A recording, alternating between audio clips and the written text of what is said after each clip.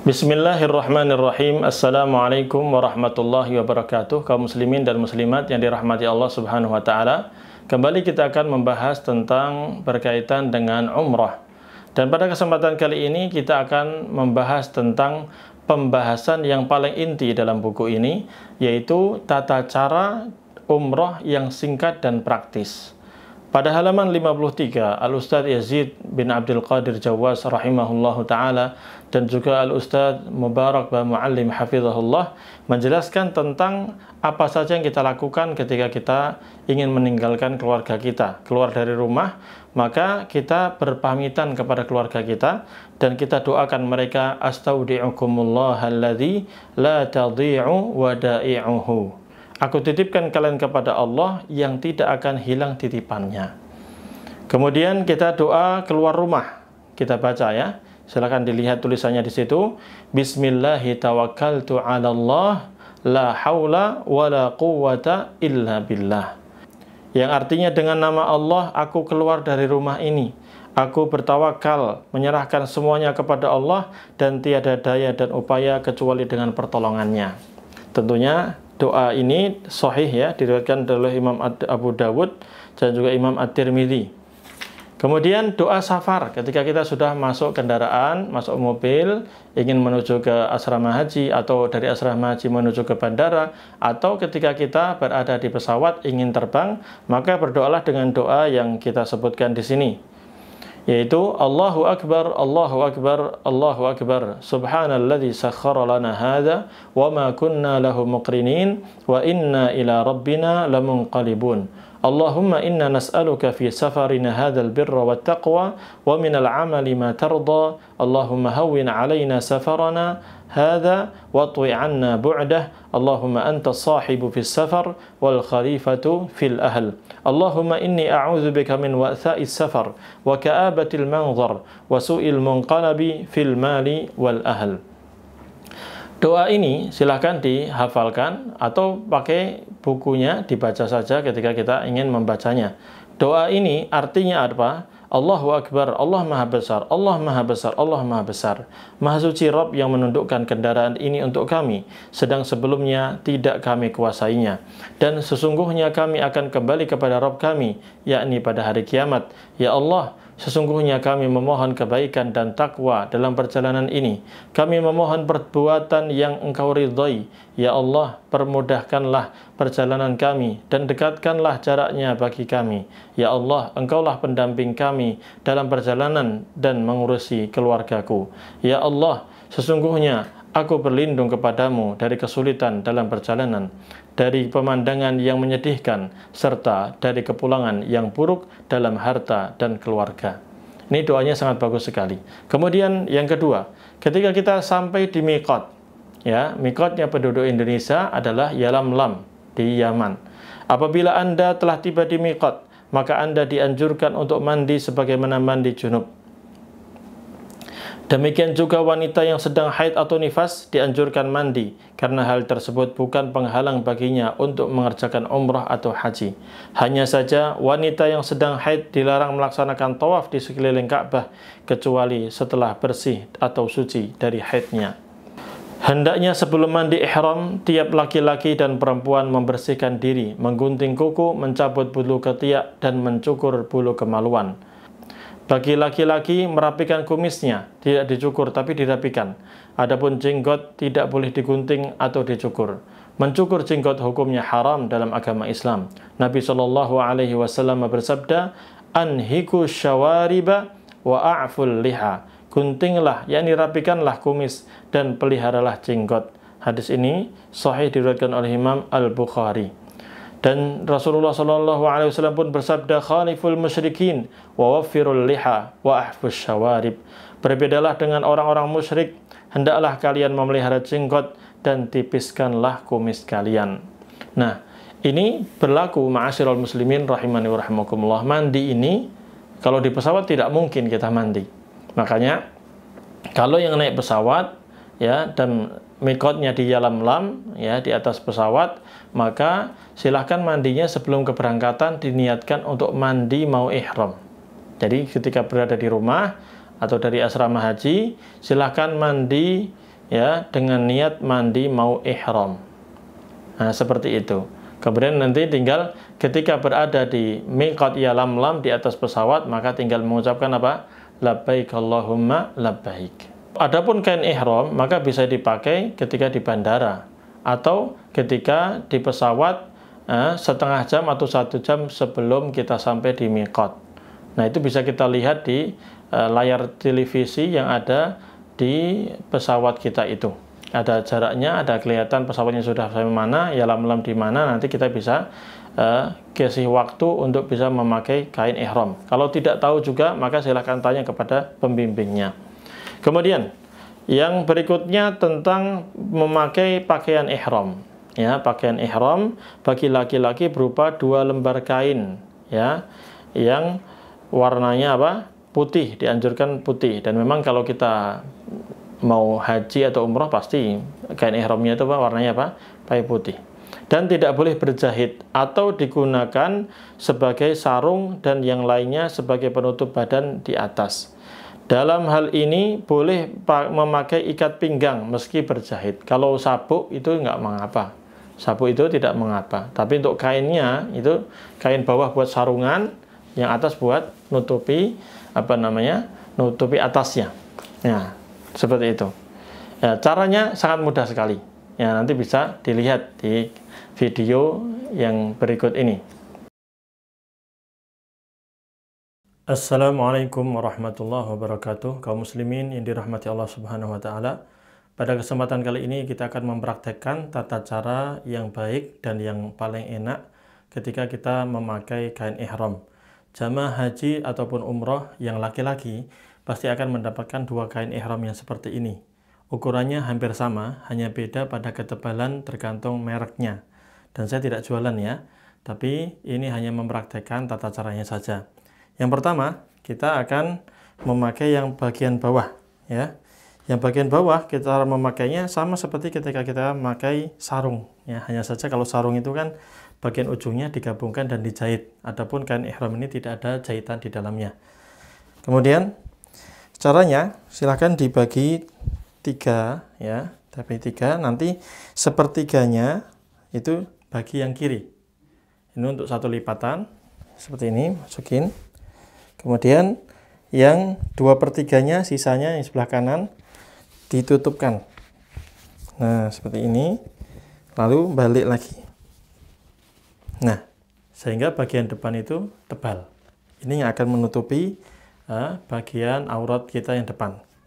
Lalu kita lipat seperti melipat sarung biasa. Lihat, ya, lihat tidak terlalu gemuk, ya. Coba lipatan sekali 2 kali sudah kencang. Nah, seperti ini. Nah, ini sudah kencang sekali. Dan bagian depan pun aurat kita tertutup karena kita nggak bakal pakai celana dalam, apalagi celana luar. Jadi yang kita pakai hanya kain ihram ini.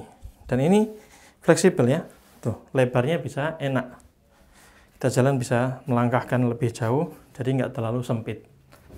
Nah, seperti ini, kencang. Kemudian kita akan pakai bagian yang atas. Bagian yang atas ukurannya hampir sama juga dengan yang di bawah. Nah, perlu diketahui bahwa jamaah umroh tidak boleh menutupi kepalanya seperti ini. Ini tidak boleh, ya. Jamaah umroh laki-laki tidak boleh menutupi bagian kepalanya ketika dia melaksanakan ihram. Nah, maka bagaimana cara makanya seperti ini, bagi setengahnya aja, yang paling tengah-tengah di leher kita, lalu seperti ini. Nah, seperti ini sudah cukup, ya, sudah cukup, ya, tinggal jalan gini, ya. Ketika nanti tawaf tinggal diginikan. Nah, seperti ini dikeluarkan bagian lengan tangan kanannya. Namun yang seperti ini, ya, walaupun boleh-boleh saja, ini tidak terlalu kuat. Biasanya nanti kalau udah tawaf lama atau apalagi sa'i, nanti kan keluar, lepas lagi, pasang lagi, lepas lagi, pasang lagi, seperti itu.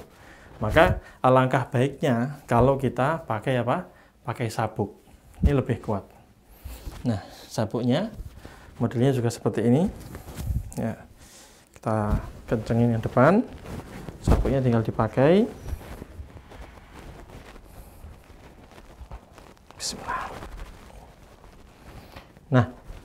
akan terlihat lebih rapi dan lebih kuat. Dari belakang pun tetap tertutup aurat kita, ya, dari belakang tertutup aurat kita. Ya, kita nggak pakai kaos ya, ini di dalam jangan pakai kaos seperti ini hanya praktekin saja. Jadi kain ihram itu hanya dua ini saja, ini dan yang di bawah. Sabuk ini boleh dipakai. Nah, untuk menguatkan. Nah, kalau seperti ini lebih kuat. Jadi mau tawaf lama tidak mengapa. Nah, ketika tawaf maka dianjurkan untuk apa tadi? Dikeluarkan tangan kanannya. Nah, tinggal dikeluarkan saja. Nah, seperti ini. Garing dikit, jalan. Langsung tawaf. Nah, selesai tawaf, masukin lagi. Nah, dimasukin lagi. Nah, ini sangat kencang sekali ya. Karena pakai sabuk. Nah, ini setelah itu kita sholat 2 rakaat sunnah di belakang makam Ibrahim, kemudian minum air zam-zam, lalu melakukan sa'i. Sa'i di Safa dan Marwah itu panjang dan 7 kali ya, 7 kali dari Safa Marwah itu 1 kali ya. Jadi 1, 2, 3, 4, 5, 6, 7 nih, mulai dari Safa berhenti di Marwah, dan itu panjang.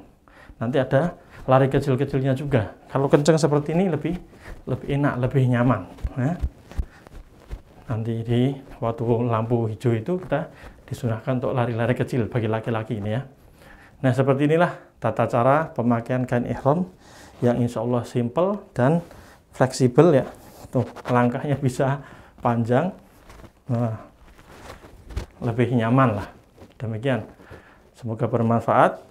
Barakallahu fikum. Wassalamualaikum warahmatullahi wabarakatuh.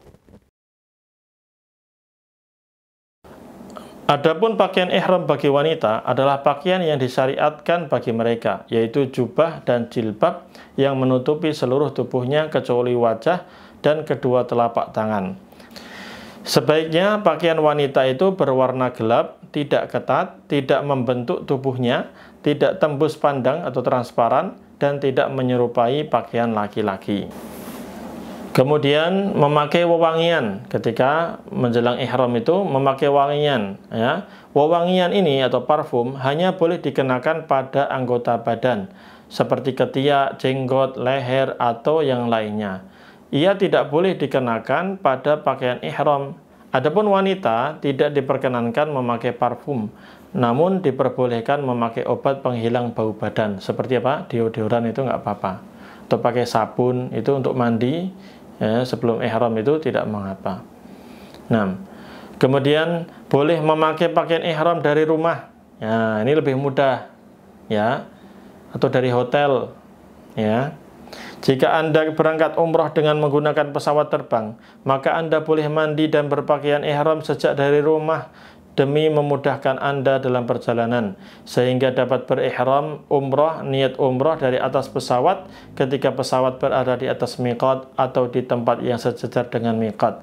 Informasi tentang letak miqat dapat diperoleh dari awak pesawat. Nanti akan ada pengumuman dari pihak pesawatnya. Dan tadi di layar kaca Anda di depan kursi kita itu ada ya seperti tab yang touchscreen. Nanti bisa Anda lihat letak pesawatnya sudah sampai mana, apakah sudah mendekati Yaman atau belum, sudah mendekati Yalamlam atau belum, bisa diketahui dari sana.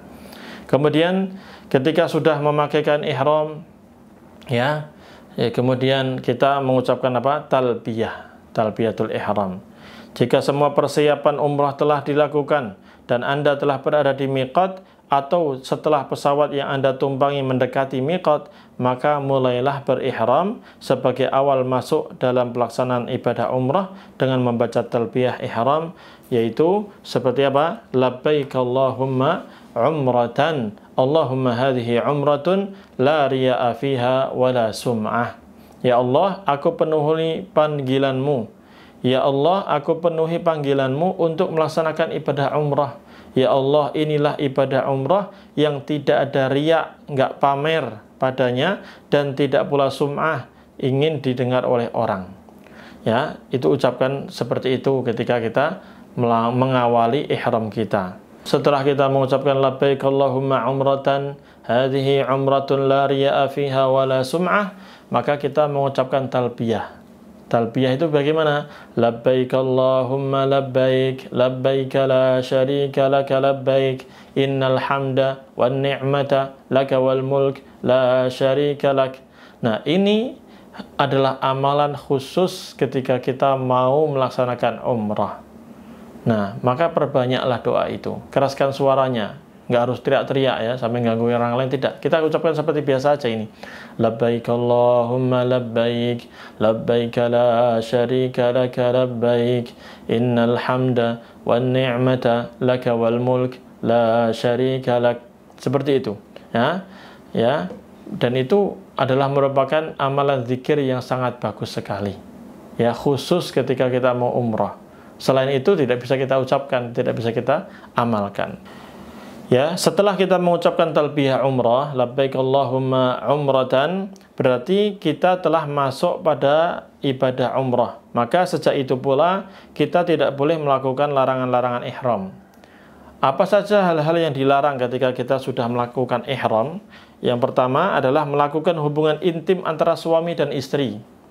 Nah, ketika umrah bersama istri, ya, satu kamar, hati-hati.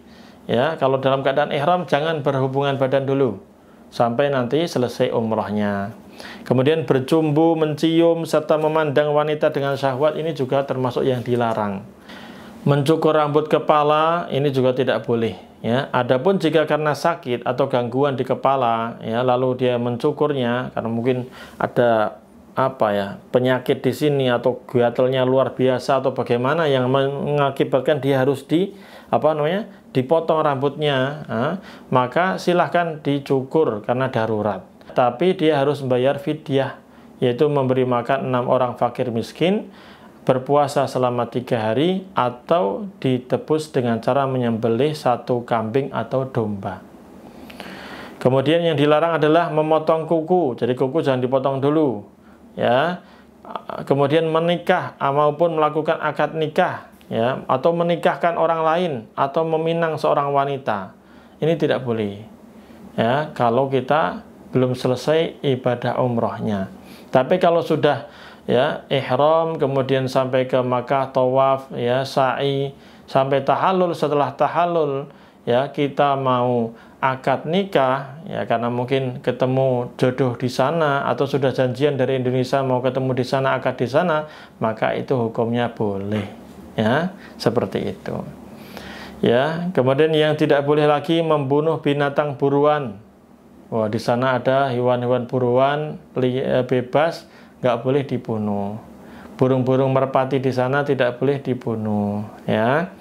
Kemudian memakai minyak wangi di badan maupun pakaian, ini juga tidak boleh. Kemudian yang nggak boleh juga mengenakan pakaian yang berjahit sehingga membentuk tubuh seperti memakai kemeja, celana, atau gamis. Ini bagi laki-laki tidak boleh, ya. Kalau perempuan memang pakaiannya bebas. Yang penting menutup aurat sesuai hukum syar'i.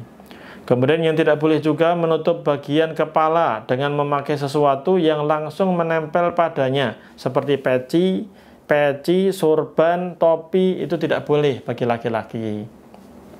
Adapun payung boleh. Kalau payung kan nggak nempel, ya, itu boleh-boleh saja kalau payung.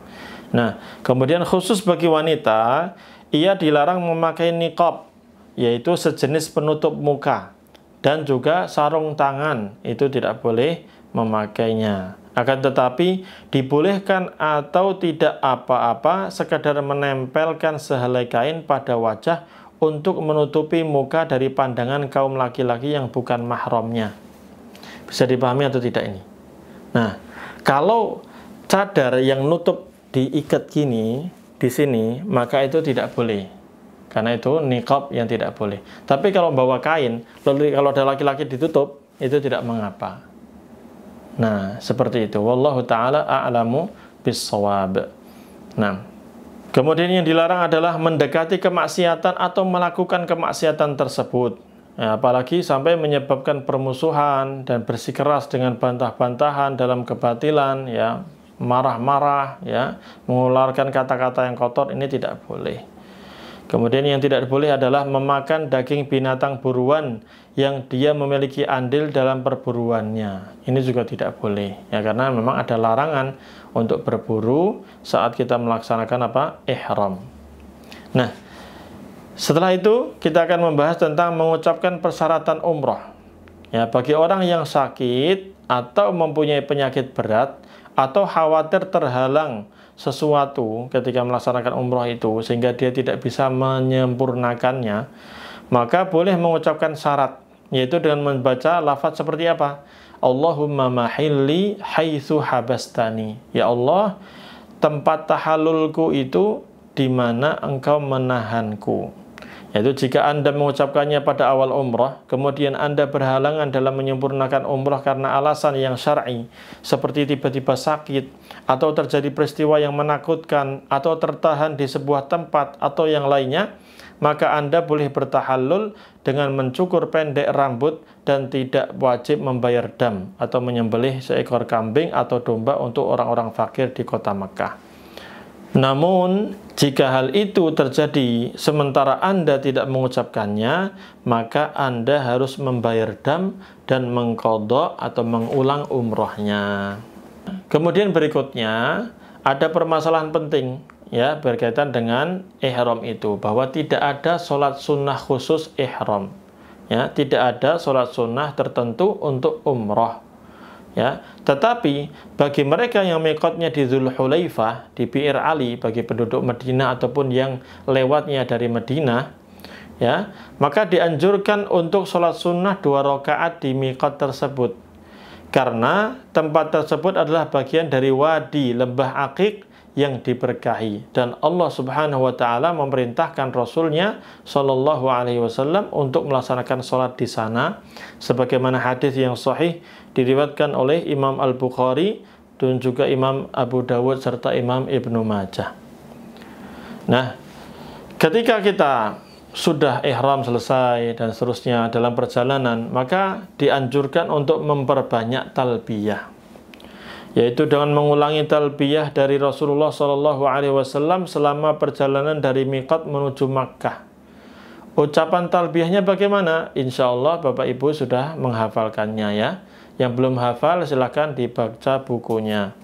Labbaik Allahumma labbaik, labbaik la syarika laka labbaik, innal hamda wan ni'mata laka wal mulk la syarika lak. Nah, itu diulang-ulang ya, diulang-ulang. Arti dari talbiyah itu apa? Artinya sangat bagus sekali. Aku penuhi panggilanmu ya Allah, aku penuhi panggilanmu, aku penuhi panggilanmu, tiada sekutu bagimu. Aku penuhi panggilanmu ya Allah, sesungguhnya segala puji, kenikmatan dan kerajaan adalah hanya milikmu semata, tiada sekutu bagimu.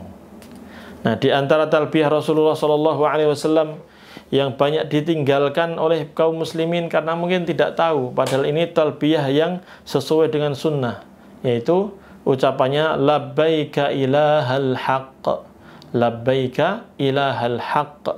Ini hadisnya sahih diriwayatkan oleh Imam An-Nasa'i dan juga Imam Ibnu Majah dan disahihkan oleh Syekh Al-Albani dalam silsilah Al-Ahadits As-Sahihah. Boleh juga membaca lafaz talbiyah seperti yang pernah diucapkan oleh sebagian sahabat dan telah disetujui oleh Rasulullah SAW. Seperti apa talbiyahnya? Labbaika dzal ma'arij, labbaika dzal fawadil. Ya, ini sahih ya riwayatnya, diriwayatkan oleh Imam Al-Baihaqi, Abu Dawud dan juga Ibnul Jarud. Disahihkan oleh Syekh Al-Albani dalam sahih Sunan Abi Dawud. Atau membaca doa yang lain ya, labbaika labbaika wa sa'daik wal khairu biyadaik wal raghba'u ilaik wal amal, ya seperti itu. Itu sahih diriwayatkan oleh Imam Muslim dari Abdullah bin Umar radhiyallahu anhu. Namun begitu, membaca talbiyah yang diajarkan oleh Rasulullah SAW sebagaimana pada redaksi yang pertama, ini adalah yang lebih utama, lebih afdol. Dan insya Allah Bapak Ibu sudah sering mendengarkannya. Apa tadi? Ucapannya bagaimana? Coba diulangi. Labbaik Allahumma labbaik, labbaik la syarika laka labbaik, innal hamda wan ni'mata laka wal mulk la syarika lak. Nah, seperti itu. Insya Allah mudah sekali ya. Nah, ketika kita mengucapkan talbiyah itu dianjurkan untuk meninggikan suara kita, dikeraskan suaranya ya. Berdasarkan hadis Zaid bin Khalid Al-Juhani radhiyallahu anhu, dia berkata bahwa Rasulullah sallallahu alaihi wasallam bersabda, "Ja'ani Jibril faqala ya Muhammad mur ashabaka falyarfa'u aswatahum bitalbiyati fa innaha min syi'aril haji." Jibril mendatangiku dan berkata, "Wahai Muhammad, perintahkanlah para sahabatmu agar mereka mengeraskan suara ketika bertalbiyah, karena talbiyah termasuk dari syiar ibadah haji." Hadis ini sahih, diriwayatkan oleh Imam Ibnu Majah, Ibnu Hibban, Al-Hakim, dan juga Imam Ahmad. Dalam hal ini, wanita juga dibolehkan mengangkat suaranya selama hal itu tidak menimbulkan fitnah yang berupa godaan bagi laki-laki. Nah, itu dianjurkan untuk mengeraskan suaranya. Maksudnya seperti gini, labbaik Allahumma labbaik, seperti itu. Bukan teriak-teriak. Kalau teriak-teriak sampai kenceng-kenceng, nanti khawatirnya habis suaranya. Ya, sebelum sampai di Mekah mau tawaf habis suaranya. Ya, sekedarnya saja ya. Labbaik Allahumma labbaik. Ini sudah termasuk mengeraskan suara. Wallahu taala a'lamu bissawab. Boleh juga menyelingi bacaan talbiyah. Maksudnya dia mengucapkan talbiyah tadi kemudian diselingi dengan zikir yang lain, seperti apa? Membaca takbir Allahu Akbar atau tahlil la ilaha illallah ya di saat talbiyah itu. Apabila sudah melihat atau masuk ke Masjidil Haram, maka hendaknya Anda bersegera menghentikan bacaan talbiyah. Jadi kalau sudah lihat Ka'bah, sudah berhenti talbiyahnya. Seperti itu. Ini waktu terakhirnya melakukan talbiyah. Kemudian beristirahatlah setiba di Mekkah. Sebelum masuk Masjidil Haram untuk mengerjakan umrah, dibolehkan bagi Anda beristirahat terlebih dahulu, baik dengan tidur maupun duduk, pun dibolehkan makan dan minum sehingga selesai hajat Anda. Dan memang biasanya demikian ya. Biasanya itu kalau perjalanan misalnya dari Indonesia langsung ke Jeddah, langsung ke Mekah, langsung mau umrah, maka biasanya kan dari Jeddah itu kan bandara, bawa barang-barang banyak kan gitu. Biasanya langsung check in dulu ke hotel, masuk hotel dulu ya, tentukan dulu kamarnya. Setelah itu taruh barang-barangnya. Ya, yang mau mandi dulu, yang mau makan dulu. Setelah itu baru melaksanakan umrah. Nah, itu sangat dibolehkan ya, karena memang demikian. Gak mungkin kita ngangkat-angkat koper langsung ke Masjidil Haram, gak mungkin ya. Akan dicegat sama askarnya, gak bisa masuk kita malah kalau bawa koper besar-besar seperti itu. Nah, barakallahu fikum. Kemudian di halaman 66 penulis membawakan tentang berkaitan dengan memasuki Masjidil Haram. Apa saja adab-adab ketika kita masuk ke Masjidil Haram. Dari hotel, ya, kita sudah bareng sama rombongan. Ya, kalau dekat hotelnya dengan Masjidil Haram enak itu, tinggal jalan kaki. Ya. Tapi sebagian hotel itu jauh dari Masjidil Haram sehingga dia bisa naik bis dulu. Ya, sebelum masuk ke Masjidil Haram, seseorang harus bersuci dari hadas besar dan hadas kecil. Begitu pula wanita, ia harus suci dari haid dan nifas karena ia akan melaksanakan tawaf umrah. Kemudian ketika masuk ke Masjidil Haram, seperti adab ketika masuk ke masjid-masjid yang lainnya. Ya, ada hal yang sama, ada yang beda. Di antaranya adalah yang sama itu apa? Kita masuk dengan kaki kanan dan membaca apa? Membaca doa. Ya, ini berlaku bagi semua masjid, termasuk Masjidil Haram itu juga berlaku, Masjid Nabawi juga berlaku. Kita masuk dengan kaki kanan dan membaca doa Bismillah wassalatu wassalamu ala rasulillah Allahumma ftahli abwaba rahmatik. Artinya apa? Dengan nama Allah aku masuk ke masjid ini. Semoga salawat dan salam tercurahkan kepada Rasulullah Sallallahu Alaihi Wasallam. Ya Allah, bukakanlah pintu-pintu rahmatmu untukku. Doa ini riwayatnya Hasan, diriwayatkan oleh Imam Ibnu Majah, Ibnu Sunni dari Abu Hurairah radhiyallahu anhu. Atau membaca doa yang lain, ya, ditambah doanya maksudnya. A'udzubillahil azim wa biwajhihil karim wa sultanihil qadim minasyaitonir rajim. Ya, aku berlindung kepada Allah yang Maha Agung dengan wajahnya yang sangat mulia dan kekuasaannya yang abadi. Aku berlindung dari godaan syaitan yang terkutuk. Ini hadisnya juga sahih ya, diriwayatkan oleh Imam Abu Dawud. Nanti insya Allah akan dibimbing oleh pembimbingnya, oleh ustadznya ya. Kita masuk ke jalur khusus yang mau umroh, karena memang ada jalur khusus yang mau umroh ya. Ketika masih di pelataran silakan jalan biasa saja. Kemudian ketika sudah masuk bangunannya ya, masuk pintunya itu baru baca doa tadi. Ya, langkahkan kaki kanan, kemudian baca doa yang tadi itu ya. Nanti kita akan jalan biasa, nanti ada lift turun ya, lift turun. Nah, saat itulah kita akan melihat Ka'bah. Nah, ketika lihat Ka'bah secara langsung, Allahu Akbar. Ini momen yang sangat mengharukan. Nah, ketika kita melihat Ka'bah, maka angkatlah kedua tangan kita seperti kita berdoa. Ya, sambil ucapkan doa ini. Allahumma antas salam wa minkas salam fahayyina rabbana bis salam. Allahumma antas salam wa minkas salam fahayyina rabbana bis salam. Ya Allah, Engkaulah yang maha sejahtera. Dari Engkau pula lah kesejahteraan itu. Maka hidupkanlah kami, wahai Allah, ya Rabb kami, dalam keadaan sejahtera. Ya, doa ini diucapkan oleh Umar bin Khattab radhiyallahu anhu dan riwayatnya hasan. Diriwayatkan oleh Imam Al-Baihaqi dan dihasankan oleh Syekh Al-Albani dalam Manasikul Haji wal Umrah halaman 20. Jadi ini yang kita ucapkan ketika kita melihat pertama kali. Allahu Akbar, sangat mengharukan sekali.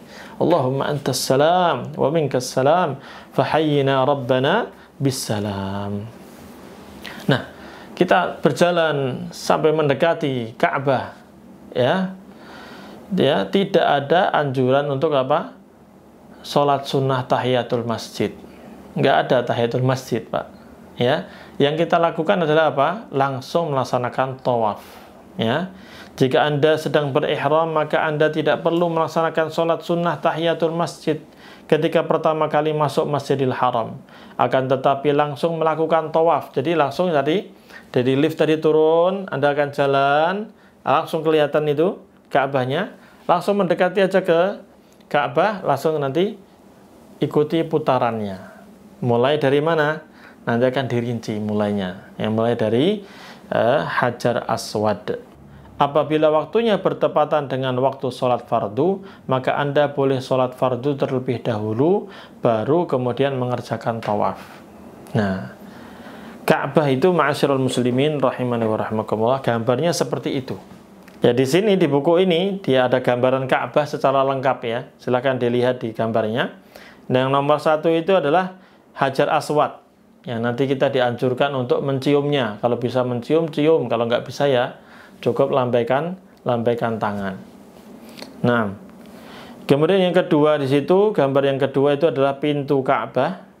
Kemudian yang ketiga di atas itu ada mizab, talang air. Kemudian yang keempat ada syadzarwan, ya, syadzarwan itu yang keempat, ya, posisinya di situ. Kemudian ada Hijr Ismail, ini yang nomor 5 itu. Lihat Hijr Ismail seperti itu. Itu yang dulu memang itu bagian dari Ka'bah. Nah, seperti itu. Kemudian ada Multazam. Ada Maqam Ibrahim. Maqam Ibrahim itu yang ada warna kuning situ. Ya, bangunannya seperti itu. Warnanya kuning indah ya. Di situ di belakang itu nanti kita melaksanakan apa? Melaksanakan sholat sunnah 2 rakaat setelah tawaf. Kemudian ada rukun Hajar Aswad. Rukun Hajar Aswad ya. Nomor 8 itu rukun Hajar Aswad. Kemudian ada rukun Yamani. Nah, nomor 9. Itulah dari rukun Yamani ini kita mulai mengucapkan doa Rabbana atina fid dunya hasanah. Jadi doa Rabbana atina fid dunya hasanah wa fil akhirati hasanah wa qina adzabannar dibaca mulai dari rukun Yamani ini sampai ke Hajar Aswad. Kemudian ada rukun Syami, ada rukun Iraqi, ada juga kiswah yang merupakan kain yang menutupi Ka'bah tersebut. Nah, itulah beberapa hal ya yang menjelaskan tentang umrah. Ya, kita sampai di tawaf dulu, nanti kita akan lanjutkan pada pertemuan berikutnya berkaitan dengan tata cara tawafnya. Tadi kita sudah jelaskan dari mana kita mulai tadi, ihram, ya, dari miqatnya, bagaimana tata cara ihram, kainnya seperti apa, kemudian talbiyah, sampai kita melihat masuk ke Masjidil Haram dan melihat Ka'bah. Nah, sampai sini dulu, kita nanti akan lanjutkan pada sesi berikutnya berkaitan dengan ibadah tawaf, bagaimana tata caranya, silakan dilihat pada sesi berikutnya. Kita akhiri, subhanakallahumma bihamdika, asyhadu an la ilaha illa anta, astaghfiruka wa atubu ilaik. Wassalamualaikum warahmatullahi wabarakatuh.